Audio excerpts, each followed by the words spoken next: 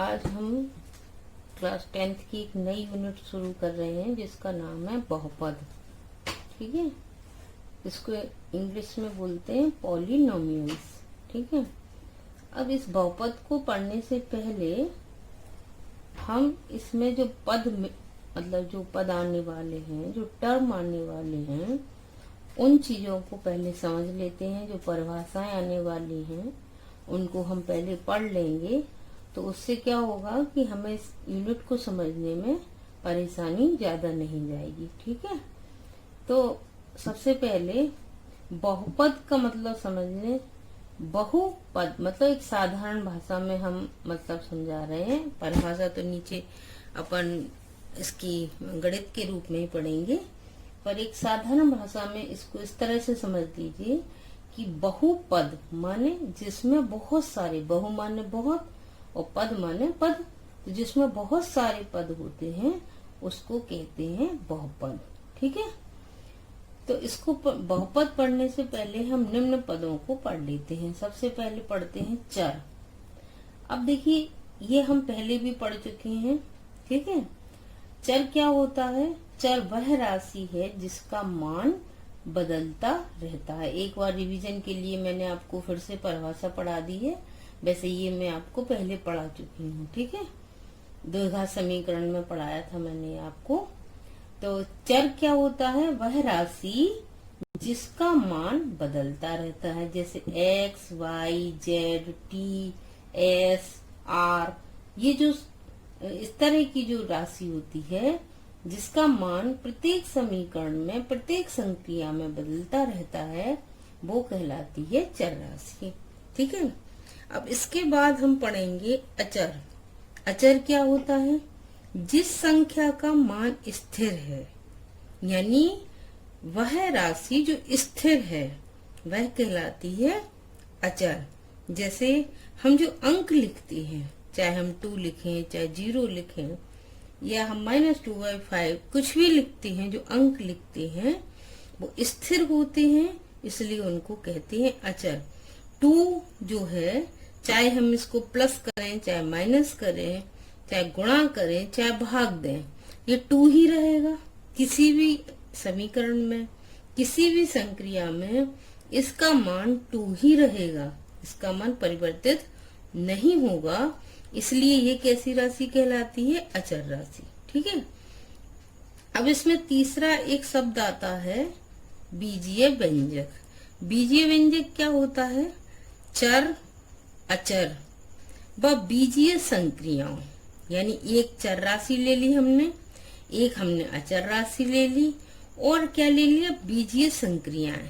अब बीजीय संक्रियाएं अपने पास कौन कौन सी होती हैं? 4 हैं, प्लस, माइनस, गुणा और भाग। बीजीय संक्रियाएं कितनी हो गई? 4 प्लस माइनस गुणा और भाग। इनसे बना हुआ जो व्यंजक होता है वो कहलाता है बीजीय व्यंजक। जैसे कि 2x², इसमें देखिए 2 के साथ x² का गुणा है, यानी कि 2 अचर हो गया, x चर हो गया, और बीच में संक्रिया कौन सी लग गई? गुणा की। इसी तरह ये देखिए आप, 5 - 3x, 5 अचर है, 3 अचर है, x चर है, और एक बीच में संक्रिया लगा दी हमने माइनस, तो ये पूरा क्या कहलाया? ये पूरा हो गया बीजीय व्यंजक। तो इस तरह से हमने 3 परिभाषा पढ़ ली, चर, अचर और बीजीय व्यंजक। अब बात करते हैं बहुपद की। देखिए, बहुपद की जो मैंने आपको परिभाषा भी बताई थी वो साधारण बोलचाल की भाषा की परिभाषा आप समझ लीजिए। बहुपद, इसमें बहुत सारे पद हैं, पर इसको हम गणितीय रूप में जब व्यक्त करेंगे तो इसकी परिभाषा क्या होगी? ऐसा बीजीय व्यंजक जिसमें चर के घातांक पूर्ण संख्या हो। समझ में आया? ऐसा बीजीय व्यंजक जिसमें चर के घातांक पूर्ण संख्या हो। एक शर्त तो ये है। दूसरी शर्त ये है कि ये जो घात होती है वो कभी माइनस की नहीं होती है। तो ऐसा जो पद होता है वो कहलाता है बहुपद। जैसे आप देखिए 2x², इसमें जो घात है, समझ में आ रहा? x के ऊपर कितनी घात है? 2 की घात है। तो ये जो घात है वो पूर्ण संख्या है। ठीक है, भिन्न के रूप में नहीं है। और पहली शर्त ये हो गई। दूसरी शर्त क्या है कि ये ऋणात्मक नहीं है। ये कैसी है? धनात्मक है। इसमें कितनी घात है? इसमें कोई घात नहीं है। इसका मतलब कितने की घात है? 1 की घात। और वो भी कैसी है? धनात्मक। तो हमारा जो बहुपद है, बहुपद की 2 विशेषताएं याद रखनी है। पहली विशेषता क्या है कि जो चर राशि है, चर के ऊपर जो घात होगी वो पूर्ण संख्या होगी। और दूसरी शर्त क्या है कि जो घात है वो कभी ऋणात्मक नहीं होती है। ठीक है, और इसको हम दिखाते किस रूप में है? यदि जैसे मान के चलिए हमारा ये बहुपद है, इसमें पद काय में है x के रूप, सॉरी इसमें चर क्या है? x है ना? तो इसको हम किस रूप में दिखाएंगे? px। p क्यों लगाते हैं? क्योंकि आप पढ़ चुके हैं ये पॉलिनोमियल है। इसका हमने स्टार्टिंग का अक्षर ले लिया है p, तो ये हो गया px। यदि यही बहुपद आपका y के रूप में होता तो हम इसको क्या लिख देते? py। ठीक, तो बहुपद की परिभाषा आशा है आपको बहुत अच्छे से समझ में आ गई होगी। अब हम पढ़ते हैं बहुपद के प्रकार कि भाई बहुपद कितने प्रकार का होता है। सबसे पहला है एक पदी बहुपद। यदि बहुपद में एक पद है तो वह एक पदी बहुपद कहलाता है। जैसे देखिए 2x, 2y, 3x, इसमें कितना पद है? सिर्फ एक पद है। तो ये कौन सा बहुपद हो गया? एक पदी बहुपद। ठीक है, अब हम इसी का दूसरा प्रकार देखेंगे। दूसरा है द्विपद। अगर बहुपद में 2 पद हैं तो वो क्या कहलाता है? द्विपद। जैसे 2x² + 3x, इसमें कितने पद हो गए? 2 पद हो गए। तो ये कौन सा बहुपद हो गया? द्विपद। ठीक है, उसके बाद आता है हमारा त्रिपदीय। अगर बहुपद में 3 पद हैं तो वह 3 पदी या त्रिपदी बहुपद कहलाता है। जैसे कि 3x3, 2x² और x। ये कितने पद हो गए? 1 पद, 2 पद और 3 पद, इसलिए ये कैसा होगा? त्रिपदीय बहुपद। अब हम बात करते हैं बहुपद की घात की। ये बहुत इम्पोर्टेंट है क्योंकि ये आपकी एक्सरसाइज में पूछा जाएगा कि बहुपद की घात बताइए। आपको बहुपद दिया गया होगा और बहुपद की घात बतानी पड़ेगी। ये एग्जाम में भी आता है। ये 1 नंबर का क्वेश्चन है। इसका जो बनता है वो 1 नंबर का क्वेश्चन बनता है। तो इसको अच्छे से समझ लीजिए। बहुपद की घात किसी भी बहुपद में स्थित चर की अधिकतम घात उस बहुपद की घात कहलाती है। अब मान के चलिए एक ये पूरा बहुपद है, इसमें चर राशि जो है वो कौन सी है? x है। अब इसमें x की सबसे ज्यादा घात कितनी है? यहाँ पर 5 की घात है, यहाँ 4 है, यहाँ 3 है, यहाँ 2 है और यहाँ पर 1 है। तो सबसे ज्यादा घात कितनी हुई? 5। सबसे ज्यादा घात कितनी हुई? 5। तो बहुपद की घात कितनी हो गई? 5। यानी कोई भी बहुपद हम ले लें, उस बहुपद में जो चर राशि दी गई है उसमें जो अधिकतम घात होती है उस चर राशि पर, वो कहलाती है बहुपद की घात। ठीक है, ये चीज बहुत अच्छे से समझना है आपको, है ना। इन सारी परिभाषाओं को आप कॉपी पर नोट कर लेंगे और इन्हें याद कर लेंगे, ताकि आपको जब एक्सरसाइज में सवाल आए तो आपको कोई कंफ्यूजन क्रिएट ना हो। आप बार बार ये नहीं कि हम भूल रहे हैं कि बहुपद की घात क्या है, त्रिपदी बहुपद क्या है, द्विपद बहुपद क्या है, या बहुपद की परिभाषा क्या है। इनको आप अच्छे से याद कर लेना, लिख लेना और अच्छे से याद कर लेना। उसके बाद आता है रैखिक बहुपद। अब देखिए घात के अनुसार भी बहुपद के प्रकार हैं। यहाँ पर पद के हिसाब से प्रकार थे, यहाँ घात के आधार पर प्रकार हैं बहुपद के। पहला रैखिक बहुपद। जिस बहुपद में चर की घात 1 होती है वह रैखिक बहुपद कहलाता है। यानी इसमें देखिए जो हमें बहुपद दिया गया है उसमें घात कितनी होगी? 1। अब चूंकि हम 1 लिखते नहीं हैं इसलिए हमने 2x + 1 लिख दिया।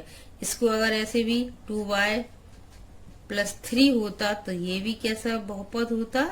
रैखिक बहुपद। ठीक है, उसके बाद है द्विघात बहुपद।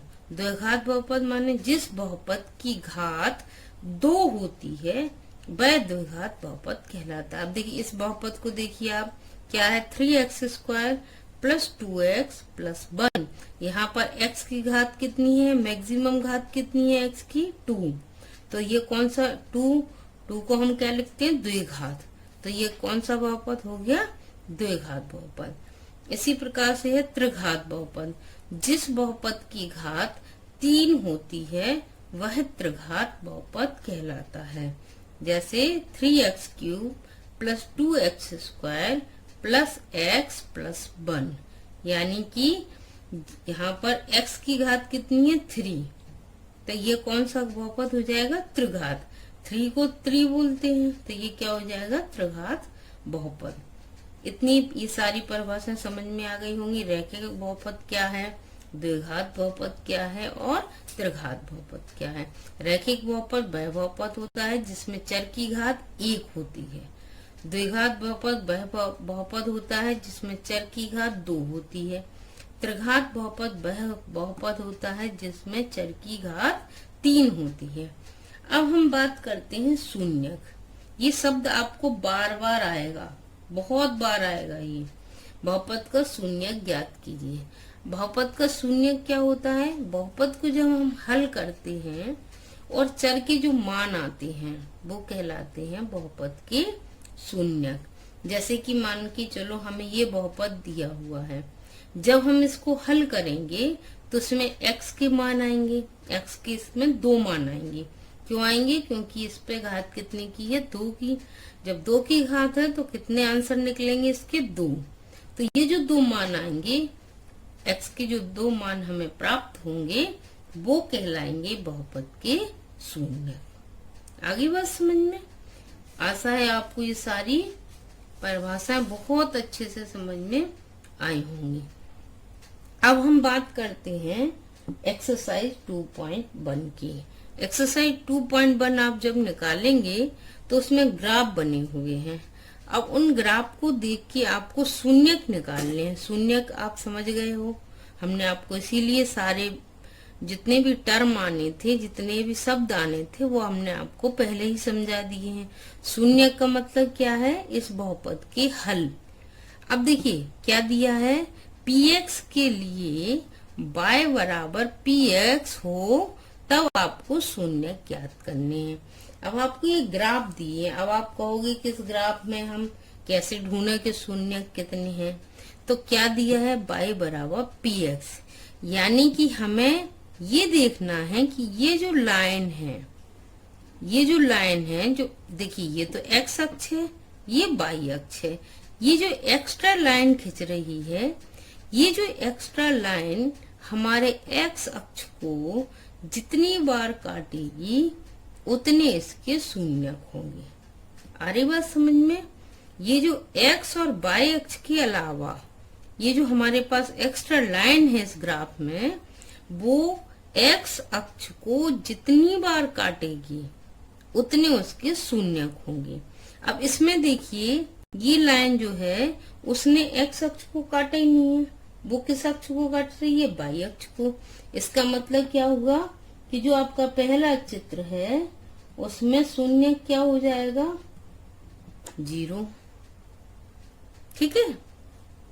अब देखिए यहाँ पर जो ये जो लाइन है ये x अक्ष को कितनी बार काट रही है, सिर्फ एक बार, है ना।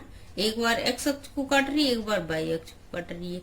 लेकिन हमें y अक्ष नहीं देखना है, हमें हल px के रूप में, px का मतलब है जो हमें बहुपद दिया है वो x के रूप में दिया है, यानी हमें सिर्फ कौन सा अक्ष देखना है, x अक्ष देखना है, y अक्ष को नहीं देखना है हमें। तो यहाँ पर कितनी बार काट रही है, एक बार। तो शून्य क्या हो गया इसका शून्य हो गया 1। ठीक है। अब ये देखिए इसमें 6 ग्राफ बने हुए हैं, 6 में से हमने 3 लिए हैं। 3 आप समझ में आ जाएंगे आपको, तो 3 आप स्वयं हल कर सकते हो, बिल्कुल सिंपल से हैं, कोई कठिन नहीं है। और ये वाला क्वेश्चन आपके एग्जाम में आता है, चित्र बना हुआ आएगा और आपसे पूछा जाएगा कि इसमें शून्यक कितने हैं बताइए। अगर आप चाहें तो आपको कहीं से पुराना पेपर मिल जाए तो आप देख सकते हैं कि उसमें ये क्वेश्चन आया है या नहीं आया है। आप पुराना पेपर उठा के देखिए, हर बार ये क्वेश्चन रिपीट होते हैं और ये जो 6 चित्र हैं इन्हीं में से आते हैं, तो इन्हें आप अच्छे से समझ लीजिएगा। अब देखिए ये जो तीसरा चित्र है इसमें थोड़ा सा बच्चे कंफ्यूज हो जाते हैं। अब ये आप नॉर्मल देखोगे तो आपको क्या लगेगा कि 1 2 3 बार, बस 3 इसका आंसर आ गया, लेकिन इसका आंसर 3 नहीं होगा। इसको आपको बहुत अच्छे से समझना होगा। देखिए ये यहाँ से शुरू होता है, तो सबसे पहले कहाँ काट रहा है, यहाँ हम नंबर डाल देते हैं, ठीक है। फिर कहाँ काट रहा है, यहाँ पर काट रहा है, तो ये हो गया 2। फिर देखिए यहाँ पर काट रहा है, तो ये हो गया 3 नंबर, और ये हो गया 4 नंबर, और ये हो गया 5 नंबर। अब देखिए इसका शून्य क्या होगा, 5 होगा। बच्चे इसमें बहुत ज्यादा गलती करते हैं और इसमें लिख देंगे बच्चे कि 3 शून्यक होंगे। इसकी 3 शून्यक नहीं होंगे। इसको इसने 2 बार छुआ है, एक बार यहाँ छुआ है, एक बार यहाँ छुआ है, यहाँ काटा है, यहाँ काटा है, इसलिए इसके शून्यक कितने होंगे, इसके शून्यक होंगे 5। ठीक है। ये आपको एक्सरसाइज 2.1 के हमने 3 सवाल करा दिए हैं, 3 और शेष बचे हुए हैं। इन्हें आप करने की कोशिश करना, नहीं समझ में आए तो मुझसे पूछ लेना, ठीक है। और इस वीडियो को लाइक करना, शेयर करना। जो समस्या हो वो मुझे आप चाहें तो मेरे पर्सनल व्हाट्सएप नंबर पे भी पूछ सकते हैं या कमेंट करके भी पूछ सकते हैं। Thank you.